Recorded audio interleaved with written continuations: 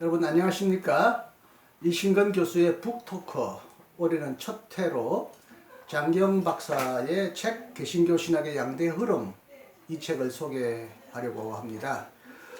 앞으로 계속 이제 좋은 책들을 저자나 혹 역자라도 여러분에게 소개해서 그 책을 단순히 홍보하고 선전하기 위한 목적이 아니라 이 책을 구입할 수 없는 분들에게 혹은 구입하더라도 이 책을 충분히 요약하고 소화할 수 없는 분들에게 저자나 역자가 이 책을 잘 설명할 수 있는 그런 기회를 이번 기회를 통해서 여러분에게 제공하려고 합니다. 제가 여러 가지 다른 이제 방송도 하고 있잖아요. 특히 조지신학 강의를 계속 하고 있고 우리말 사랑 등등 하고 있는데 이제 저의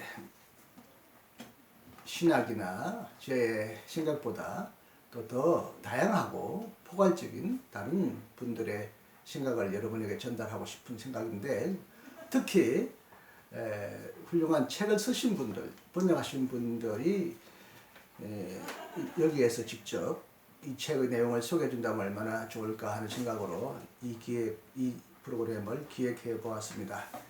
자, 오늘은 처음 뜻깊은 첫 회입니다. 이신근 교수의 북토크라고 이름을 붙여봤습니다. 북토크. 요즘 북콘서트라는 말을 저도 여러 번 해보았는데 북토크라는 이름으로 시작하는 첫 모임인데 첫 방송인데 여러분 기대해 주시기 바랍니다.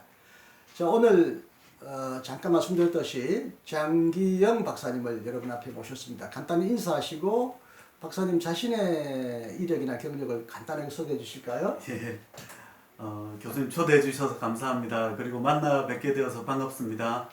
저는 서울신학대학교에서 신학과와 신학대학원 또 대학원을 졸업하고 군목으로 5년 사역한 후에 미국 에즈베리 신학교에서 대학원 과정을 거쳐서 영국 맨체스터에 있는 나사렛 신학교에서 웨슬리 신학과 루터 신학을 비교하는 논문으로 박사학위 논문을 썼습니다.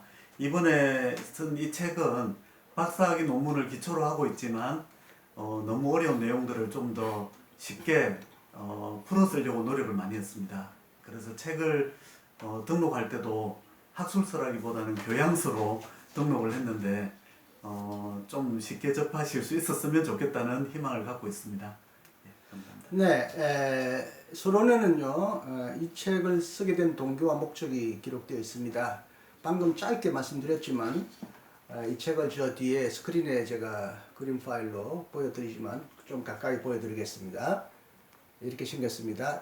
600페이지가 넘는 아주 두꺼운 책이고, 이 책을 얇게 만들기 위하여 조금 글씨체를 작게 했습니다. 만약 일반적으로 요즘 크기만큼 하려면 한 800페이지 쪽이나 되는 두꺼운 책이어서 사기도 쉽지 않지만 이거 다 읽고 소화하기가 참 어렵습니다. 오늘 저자가 이 책을 잘 좀 설명해 줄 거라는 기대를 가지고 모셨습니다. 일단 이 책의 저술의 동기와 목적을 다시 한번 좀 설명해 주실 수 있을까요? 예.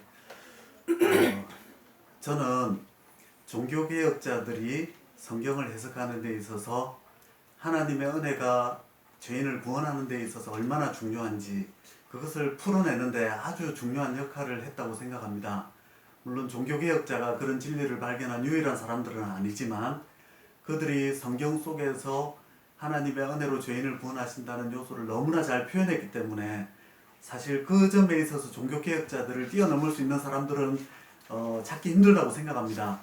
그런데 한편으로 종교개혁자들, 루터나 칼빈의 신학은 사실 그 당시에 그들이 해결하려고 했던 로마 가톨릭의 인간 행위 중심의 구원론을 깨뜨리려고 하는 그런 아주 강한 적수를 상대로 하고 있었기 때문에 그들을 상대로 하면서 한편으로는 그들의 지나친 극단으로 나간 것을 깨뜨리기 위해서 반대편 극단에 서서 그들을 신학적으로 공격했다는 생각이 듭니다. 그러다 보니 그 당시의 신학은 그 당시에 의한 상황에 의해서 어쩔 수 없이 성경의 균형을 잡지 못하고 성경의 또 다른 한편의 극단의 요소를 강조함으로써 성경적인 균형을 이루는 데는 많은 시간이 개신교에 필요했다는 생각이 듭니다. 루터교 경건주의자들이나 또 청교도들을 거쳐서 나중에 웨슬리에 이르러서는 웨슬리가 루터와 칼빈 그리고 경건주의자들과 청교도들 이들의 가르침을 바탕으로 삼아서 또 영국 국교회와 초대교회 교부들의 가르침을 전부 성경적으로 종합하는 가운데 성경적인 균형을 이루었다고 생각합니다. 특히 우리나라 같은 경우는 장로교가 많은 다수를 차지하고 있기 때문에 루터 칼빈의 가르침, 특히 칼빈의 가르침에 중점을 두고 신학을 가르쳐 왔습니다. 그런데 그들의 신학은, 특히 칼빈의 신학은 16세기에 로마 가톨릭과 대항하는 가운데 극단적으로 기울어진 신학이었기 때문에 사실 칼빈의 후예들이 칼빈주의 신학을 성경적인 균형으로 회복시켰다면 아마 웨슬리가 역사 속에 등장할 필요가 없었을 것이라고 생각합니다. 그런데 그들의 16세기의 신학에 멈추어서 마치 로마 가톨릭만이 오늘 우리가 해결해야 될 그런 신학의 문제인 양 여전히 그들은 신학을 화석화시켜 놓고 어떤 면에서는 성경적 균형을 잡힌 웨슬리의 입장마저도 펠라기우스주의다 이렇게 공격하는 경우가 참 많습니다. 그래서 저는 우리 국내에서 웨슬리 신학이 얼마나 성경적으로 균형이 잡힌 신학이며 또 한편으로는 루터와 칼빈의 신학을 더 발전시킨 그런 신학이라는 것을 소개하고 싶어서 이 책을 썼다고 볼 수 있겠습니다. 네, 감사합니다. 이 책은 모두 8장, 8개 장으로 이루어져 있는데 일단 첫째 장이 가장 저에게도 그렇고 독자들에게도 흥미를 끕니다. 책 제목도 그러하지만 개신교 신학의 양대 흐름에 대한 교회사적 이해라는 제목이 있고요. 그 안에 A가 타 신학 전통의 웨슬리 비판, 두 번째 개신교 신학의 양대 흐름의 형성 과정을 설명하고 있는데 저도 이 책을 처음에 출판한다고 할 때 양대 흐름 하면 보통 크게 보면 가톨릭 교회 신학과 개신교 신학을 이렇게 나누고요. 개신교 신학 안에는 특히 제가 유럽에서 유학을 했지만 루터 전통과 칼빈 개혁교회 전통으로 이렇게 나눕니다. 물론 그 사이에 웨슬리가 양대 신학의 어떤 장단점을 잘 종합했던 영국적인 또 전통에 잘 입각한 새로운 또 종합적인 신학으로 웨슬리를 말함으로써 양극단은 아니지만 루터와 웨슬리를 양대 흐름으로 보고 웨슬리를 또 중간에 어떻게 보면 좀 어정쩡한 위치에 놓게 되기 쉬운데 이 책의 가장 선명한 주장과 특징은 개신교 양대 흐름을 이렇게 루터와 켈빈 전통과 이제 웨슬리안 전통으로 이렇게 나눴다는 겁니다. 제가 이 책을 읽으면서 그렇게 이제 설명했는데 잘 설명했는지 모르겠는데 왜 이렇게 나눴는지 우리 저자의 입을 통해서 한번 직접 들어봤으면 좋겠습니다. 네. 예. 많은 칼빈주의 학자들과 목회자들께서 이 책에 칼빈을 제외시킨 것 같아서 거기에 이의를 제기하시는 것 같습니다. 물론 섭섭해 하실 수도 있다고 생각합니다.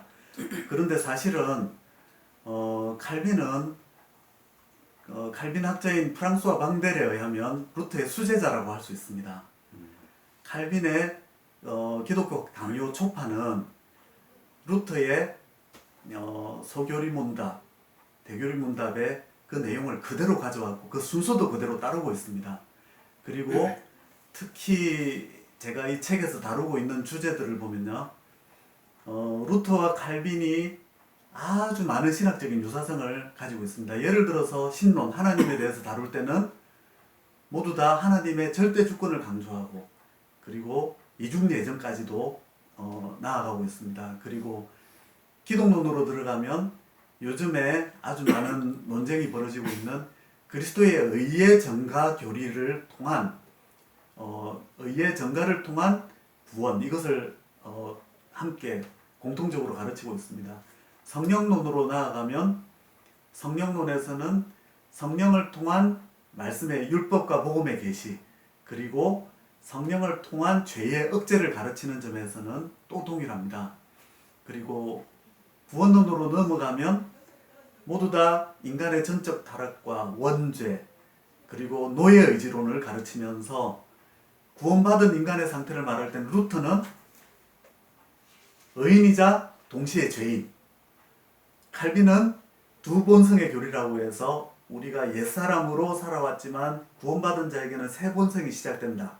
그러나 옛 본성은 사라지지 않는다. 이러면서 구원받은 자도 이 세상에서는 성결할 수 없다. 라고 가르치는 점에서는 또 동일합니다. 인간론을 가르칠 때도 역시 노예 의지론이나 인간의 상태를 설명하는 방법이 매우 비슷합니다. 웨슬리를 말하자면요, 루터와 칼빈의 하나님 중심의, 하나님 은총 중심의 교리는 그대로 받아들이지만 한편으로 루터와 칼빈이 약화시킨 부분이라고 할 수 있는 하나님의 주권이 인간에게 은혜로 작용할 때 과연 인간의 어떤 반응도 원하지 않으시고 인간을 구원하기를 원하시느냐, 하나님은 결코 그렇지 않다고 보았고 성경 속에서 그런 면을 웨슬리가 강조해서 부각시킴으로 인해서 웨슬리 신학과 루터 칼빈 신학은 어떻게 보면 요즘에 유행하는 휴대폰으로 말하면 휴대폰은 애플의 체제와 안드로이드 체제가 완전히 이렇게 서로 다르게 경쟁하듯이 서로 다른 체계 속에서 신학을, 성경을 이해하고 있습니다. 그래서 루터 칼빈은 서로 다른 요소가 있지만 신학의 큰 흐름에서 보면요, 큰 물줄기 속에서 작은 지류의 차이라고 볼 수 있고 공통점이 더 많다는 거죠? 예, 훨씬 큽니다. 예, 웨슬리는 아주 다른 신학 체계를 가지고 있다고 볼 수 있습니다. 네. 앞으로 조금 더 보완 설명을 하겠습니다. 각 주제를 다룰 때마다. 이 책은 저도 관심을 가졌는데 A 부분이 타지 신학 전통의 웨슬리 비판이 들어가 있는데요. 칼빈주의자들과 루터란이 웨슬리를 비판하는 내용이 있고요. 특히 이제 한국 사람들, 장로교 학자들, 목사님 몇 분이 최근에 웨슬리를 아주 혹독하게 자유주의자로 비판하고 심지어 이단이라고 비판하는 내용에 대하여 적절하게 반응하거나 반론을 제기하는 부분이 있는데, 칼빈주의자가 웨슬리를 비판했다는 것은 특히 이제 저도 잘 몰랐는데 보니까 영국에 있는 학자들, 불코프는 아닙니다만은 쿠크마와 심지어 마틴 로이드 존스까지 웨슬리를 비판하고 있는 것을 보면 같은 영국 사람으로서 존경하거나 웨슬리를 잘 이해할 텐데 오해를 했는지, 특히 존스의 부분에 대해서도 저는 참 의아하게 생각했어요. 왜 이렇게 칼빈주의자들이 웨슬리를 자주 비판하죠? 웨슬리는 스스로 말하기를 나는 칼빈과 머리카락 하나 정도의 차이밖에 없다, 이런 표현을 웨슬리는 사용한 적이 있습니다. 그런데 웨슬리 학자들은 그 머리카락 굵기 하나가 그리 가늘지 않았다, 이렇게 말하고 있습니다. 여기에서 사실 가장 핵심적으로 어떤 차이가 있는지를 말씀드리자면, 하나님이 인간에게 주시는 구원의 은혜는 값없이 주시는 은혜다 라는 측면에서는 루터, 칼빈, 웨슬리 모두 동일합니다. 그런데 값없다는 설명을 할 때에 있어서 루터, 칼빈과 웨슬리는 아주 큰 차이가 있는데, 웨슬리는 하나님이 우리를 위해서 값없이 구원의 은혜를 주신다고 말할 때 그것을 두 가지로 설명합니다. 영어로 free in all, 모든 사람을, 구원받는 모든 사람에게 은혜는 값없이 주어진다, 그런 뜻이고요. free for all, 그것은 인간 세상에 어느 예외도 없이 모든 사람을 위해서 하나님의 은혜는 구원으로 작용할 가능성이 있다는 걸 말씀합니다. 첫 번째 free in all은 구원받는 누구든 자기 행위로 구원받는 게 아니라 오직 하나님의 은혜로 구원받는다는 뜻이라면, 두 번째 free for all은 한마디로 이중 예정을 반대하는, 하나님의 은혜는 모든 사람을 구원하기를 원하시지만 결국 하나님의 은혜를 끝까지 거부하는 사람만 구원받지 못한다는 그런 개념입니다. 그런데 free in all 개념에서는 루터, 칼빈, 웨슬리가 모두 다 똑같은데, free for all, 루터, 칼빈은 하나님께서 이 세상을 창조하시기도 전에 구원받을 소수와 구원받지 못할 다수를 예정해 놓으셨다고 가르치는 것이 웨슬리는 성경의 가르침과 어긋난다고 보는 것입니다. 그런데 웨슬리가 하나님의 은혜는 모든 사람을 구원할 가능성이 있지만 인간이 하나님의 은혜를 믿음으로 수용하고 받아들여야 한다고 가르치는데, 이 점에 있어서 루터, 칼빈과 다르기 때문에 루터와 칼빈의 신학을 아주 중요하게 여기는 사람들은 웨슬리의 그런 가르침을 싫어하는 것 같습니다. 그래서 웨슬리의 가르침을 오해하기를, 마치 웨슬리가 free in all, 구원받은 모든 사람은 하나님의 은혜를 값없이 받아서 구원받는다고 하는 면에서도 성경적이지 못한 걸 가르친 것처럼 오해하거나 또는 왜곡하는 것 같습니다. 저는 이것이 어떤 면에서는 잘 몰라서 그런 것도 있지만 어떤 면에서는 의도적으로 우리가 가르치는 것만 옳고 웨슬리안은 옳지 않다고 주장하는 그런 요소가 상당히 강해 보입니다. 그래서 책에서 심지어 제가 아주 존경하는 로이드 존스 목사님이라 하더라도 어떤 면에서 이분이 왜곡되어 있고, 또 어떤 면에서는 집단 이기주의를 보아야 합니까? 장로교 신학만 옳다, 다른 신학은 마치 그렇지 않다고 이렇게 표현하는 부분이 너무 안타깝게 생각이 됩니다. 네, 이 내용을 더 깊이 들어가려면 시간이 없기 때문에 좀 뛰어넘겠습니다만은, 양대 흐름의 형성 과정을 설명하면서 이제 제대로 정립이 그동안 구원론이 안 돼 있었고, 초기 교회 이단 논쟁이 있었고, 초기 기독교에 없었던 이중예정론이란 소제목이 나오는데요. 칼빈주의자들이 웨슬레안을 비판할 때 알메니우스주의다, 하나님의 절대적인 은총을 강조하지 않고 뭔가 인간의 선행이나 인간의 공로를 강조한다라고 말하면서, 이중예정은 하나님의 절대적인 일방적인 은혜를 강조해 왔기 때문에, 특히 이중예정론은 웨슬리도 생전에 많이 칼빈의 이중예정론과 싸운 걸로 알고 있는데,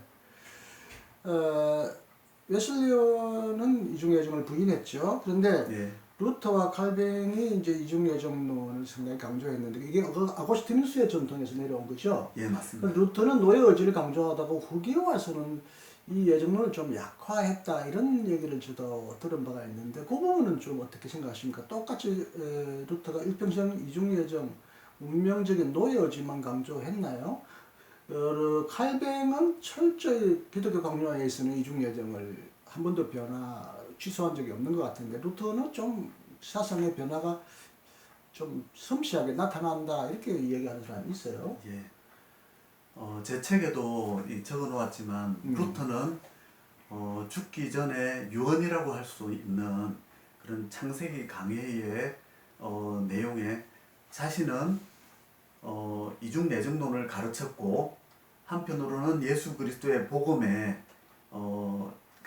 강조를 두면서 메시지를 전파했다. 그러면서 자신은 이중예정론을 가르친 사람이 아니라 그리스도의 복음을 강조한 사람으로 기억되기를 원한다는 표현을 분명하게 기록해 놓았습니다. 그리고 사실 루터에게 있어서 이중예정론은 그 당시에 어떤 역할을 했는지를 사실 이해할 필요가 있습니다.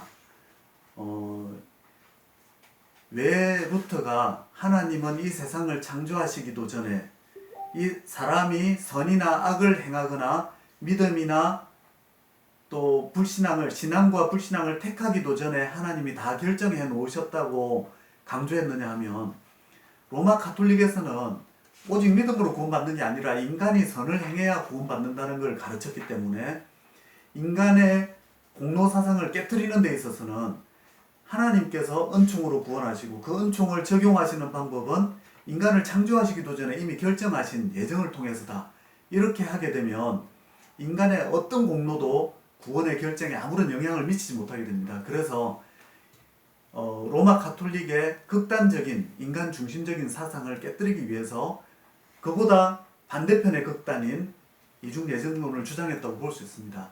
또 한편으로 16세기의 로마 가톨릭은 종교개혁에 참여하는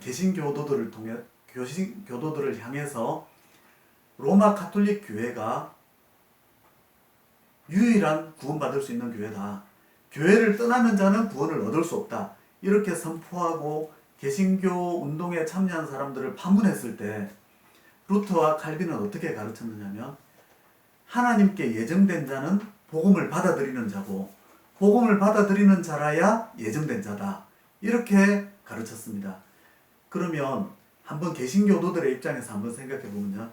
내가 로마 가톨릭을 떠났기 때문에 파문을 당하고 구원을 상실한 것일까 하는 두려움을 가진 사람들에게 루터와 칼빈이 예정된 자는 복음을 듣고 복음을 듣는 자는 예정된 자다.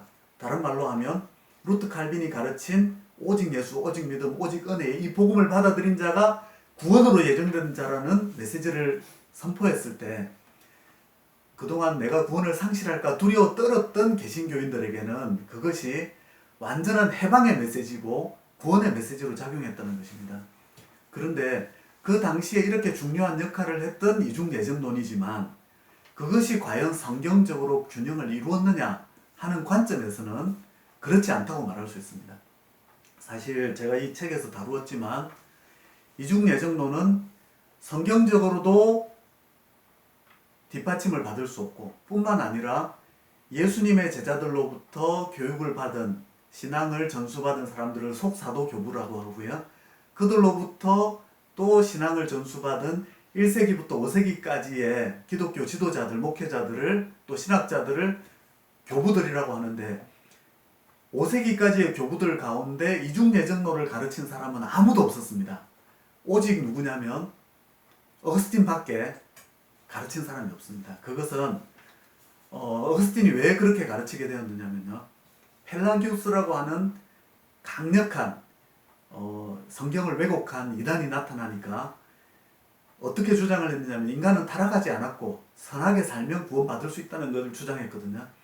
그걸 깨뜨리기 위해서 오직 하나님의 은혜로 구원받는다. 하나님의 은혜는 이중예정으로 구원받을 자를 선택하신다. 그 외에는 멸망으로 유기하신다. 이걸 가르쳤던 것입니다. 펠라기우스라는 극단적인 이단을 상대하다 보니까 어거스틴의 신학은 이중예정이라는 극단으로 기울어지게 되었고 역시 로마 가톨릭 교회의 극단적인 인간 중심적인 사상을 상대하다 보니까 루터와 칼빈은 어거스틴의 사상을 가져와야 이것을 깨뜨릴 수 있겠다 싶어서 그것을 교회 안에서 중요하게 활용했지만 사실상 어거스틴의 교리는 성경적으로 뒷받침 받을 수 없고 그리고 초대 교부로들에게도 뒷받침을 받을 수 없는 그런 사상이라고 볼 수 있습니다.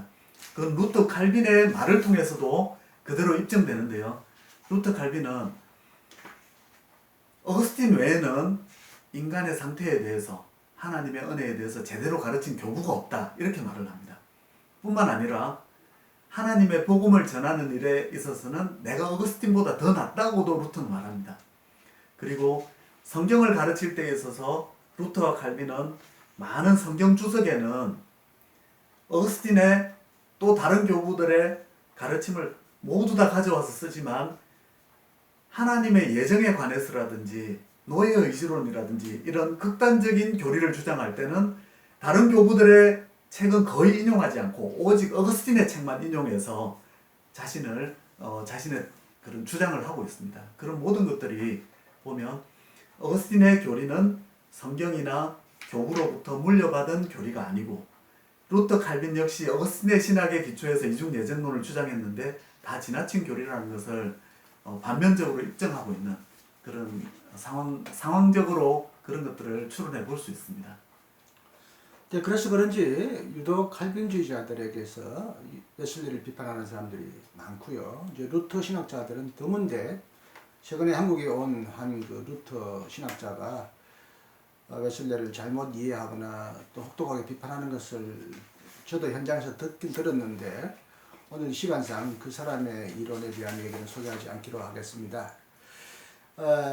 제2장 율법이란 무엇인가? 이제 이 책마다 루터와 웨슬리의 입장을 설명하고 세 번째 관찰과 분석이라고 하는 장에서 이 두 사람의 이야기를 아주 중요하게 요약하거나 하나의 표제어를 통해서 잘 대비를 시키고 있는데 이 책이 이제 율법과 복음만 중심으로 쓰여진 책은 아니죠. 여기 보면 하나님, 성부, 성자, 성령 다양한 얘기를 하는데 시간상 이 율법과 복음의 관계는 특히 이제 종교개혁 신학의 아주 중요한 핵심 용어이고 오늘 이 책을 이해하는데도 굉장히 중요한 열쇠 단어가 된다고 생각해요. 한번 다루어 보기로 하겠습니다. 시간상 루트와 웨슬리를 비교할 때 율법은 이제 율법의 용도, 율법과 복음의 관계를 설명하는데 루터는 율법을 정죄하지만 웨슬리에 의하면 율법은 정죄하고 또 지도한다.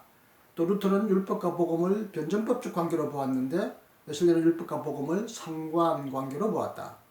그 다음에 루터는 두 왕국 이론과 율법의 두 가지 용법을 말했는데 웨슬리는 선행 은총과 율법의 세 가지 용법을 말했다. 이렇게 이제 해서 어느 정도의 차이를 드러냅니다.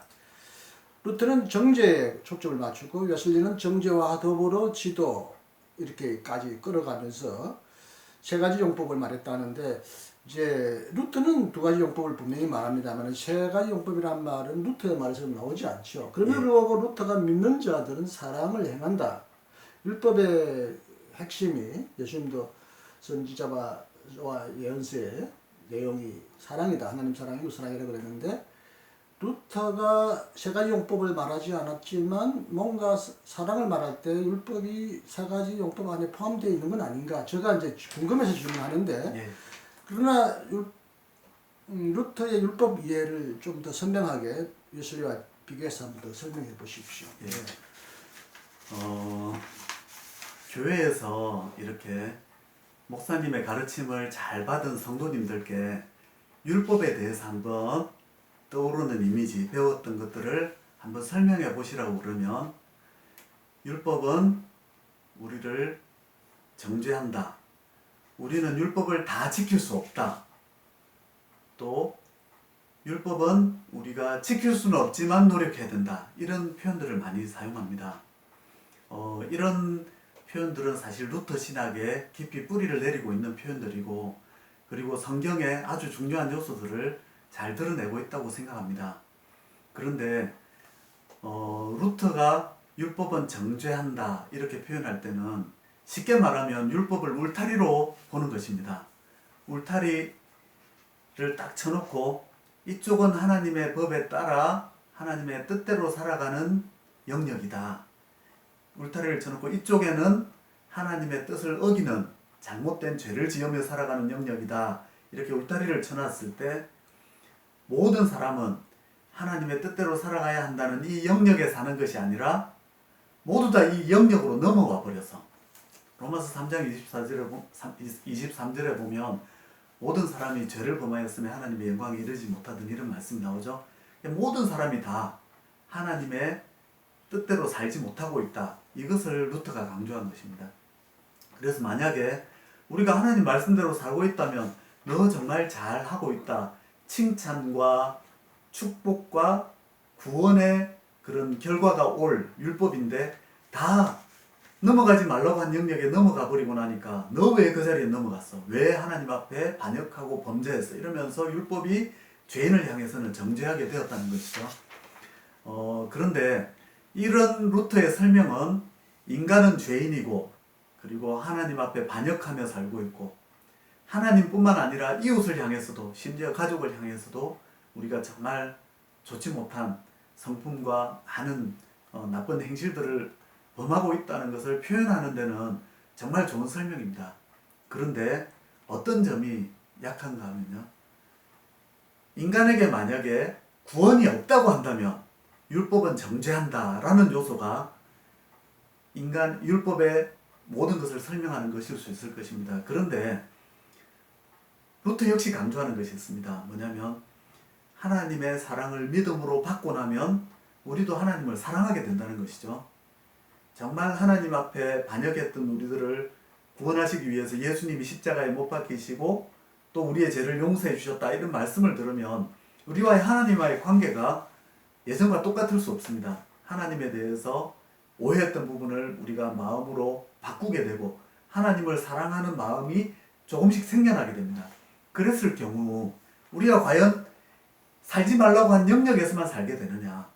그렇지 않고 아, 하나님이 그런 분이라면 나도 하나님을 섬기고 하나님을 사랑하고 싶다, 순종하고 싶다 이런 마음을 갖게 되죠. 그러면 여기에 살았던 죄인이라 하더라도 다시 하나님 뜻하시는 바대로 살고 싶다. 그리고 죄 짓지 않고 제대로 살고 싶다는 소원을 품게 됩니다. 그럴 때 율법이라고 하는 것은 왜 어기지 말라고 한 거 어겼어 이렇게 정죄하는 역할만 하는 게 아니라 이제는 율법의 말씀이 내가 어떻게 살아야 하는지를 알려주는 좋은 길이 되고 등불이 되는 그런 말씀이 된다는 것이죠. 그래서 율법은 하나님께 순종하고 하나님의 뜻대로 살고자 하는 자에게는 하나님의 뜻을 지도해 준다. 이런 중요한 역할이 또다시 있습니다. 루터 시대는 율법을 바리새인들처럼 그것을 지켜서 자신이 의롭게 되는 것으로 오해했기 때문에 루터는 그렇게 될 수 없다. 우리는 죄인이라는 걸 강조하면서 율법의 정죄용법을 강조했다면 웨슬리 시대에는 율법을 지킬 수 없다는 것만 너무 강조하니까 인간의 신자들의 삶이 무너지는 것입니다. 그래서 정죄하는 것만이 아니라 우리가 실제로 하나님의 뜻대로 사는 방법을 가르쳐준다. 특별히 하나님을 어떻게 대해야 되고 이웃을 어떻게 대해야 되고 이 세상을 어떻게 대해야 되는지에 대한 그런 말씀을 가르쳐준다고 볼 수 있습니다. 이것을 조금 더 확장시키면요. 루터는 물론 믿는 자는 율법을 지키게 된다. 이 부분을 아주 강조했습니다. 그래서 루터에게서 성화사상이 없다고 말하는 것은 아주 큰 오해입니다. 루터는 믿음은 행하지 않을 수 없다. 그림자가 우리 몸을 따라다니는 것처럼 행함은 믿음을 따라올 수밖에 없다. 그리고 산 사람에게 우리가 무엇인가 행동하고 움직이는 것을 피할 수 없는 것처럼 참으로 믿는 사람은 하나님의 뜻을 행할 수밖에 없다. 이런 걸 강조했는데요. 그럼에도 불구하고 루터는 어떤 표현들을 동시에 사용하느냐면 어떤 일을 행해야 하는지 우리가 어디로 가야 하는지를 가르쳐주는 손가락은 율법이라면 그곳을 갈 수 있도록 우리에게 힘을 주고 그곳으로 데려가는 것은 실제로 그런 마차와 발과 그런 힘을 가진 것은 믿음이다. 이러면서 율법 자체가 아무리 가르쳐줘도 믿음이 없는 사람은 율법 속에 담긴 하나님의 뜻을 깨달을 수도 없고 또 율법이 아무리 지시를 해도 그것을 이룰 수 있는 능력은 전혀 없다. 오직 믿음에만 있다. 이러면서 율법이 지시를 한다 하더라도 그것을 인식하고 이룰 수 있는 것은 오직 믿음으로만 돌렸습니다. 그렇게 되다 보면 율법에 주어지는 중요성이 약화되는 것이죠. 근데 웨슬리는 어떤 걸 강조했느냐면 아무리 믿음을 가진 사람이라고 하더라도 하나님의 뜻을 그 믿음 자체가 알려주는 게 아니라 하나님의 분명한 지시가 있는 율법을 통해서 그걸 배우기 때문에 율법의 중요성을 아주